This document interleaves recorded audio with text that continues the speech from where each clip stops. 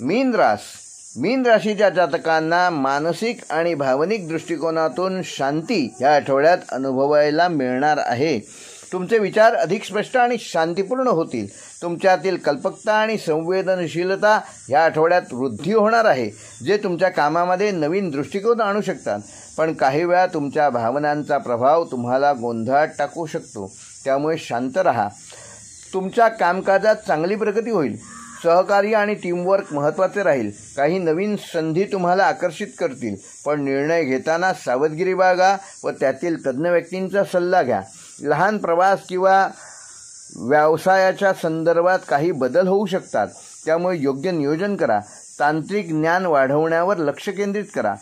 मीन राशीच्या जातकांना आर्थिक बाबतीत हा आठवडा मध्यम स्वरूपाचा असणार असून आय व्यय यावर विशेष लक्ष ठेवा. तसेच अनावश्यक खर्च टाळा. काही खर्च अचानक येऊ शकतात, ज्यामुळे तुमचे बजेट कोलमडू शकते, तेव्हा त्याचं आधीच नियोजन करा. नव्या आर्थिक योजनांवर विचार केला जाऊ शकतो, पण जोखीम घेताना तज्ज्ञांचा सल्ला जरूर घ्या. प्रेम आणि नातेसंबंधाच्या बाबतीत संवेदनशील असा हा आठवडा असणार असून काळजी घेणारी व्यक्ती तुम्हाला भेटेल. जोडीदाराशी योग्य ते संवाद साधताना खुलेपणा ठेवलेला बरा. काही जणांना प्रिय व्यक्तींपासून दूर जाण्याची भावना होऊ शकते, मात्र संयम ठेवा. तुमच्या भावनांवर नियंत्रण ठेवून संबंध मजबूत करू शकाल. कुटुंबासोबत वेळ घालवणे फायदेशीर ठरेल.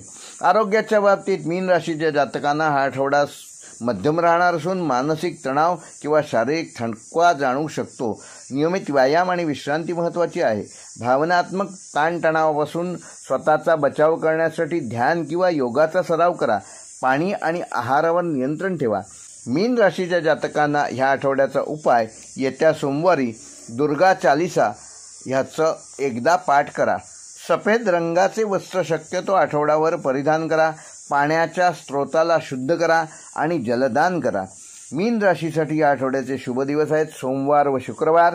शुभ रंग आहे पांढरा व हलका गुलाबी आणि शुभ अंक आहे 2 व 7.